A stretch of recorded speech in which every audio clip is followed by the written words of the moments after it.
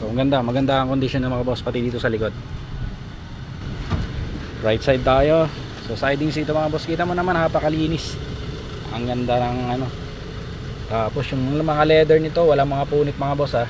Intact na intact ang mga leather niyan. Passenger side. Same. So pati yung passenger seat nito mga boss, power na rin yan.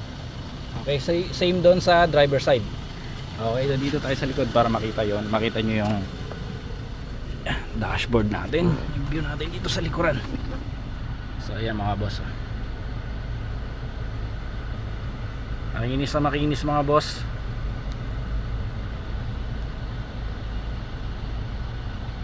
Okay, so automatic transmission. Isa pa maganda dito mga bossing, tingnan nyo,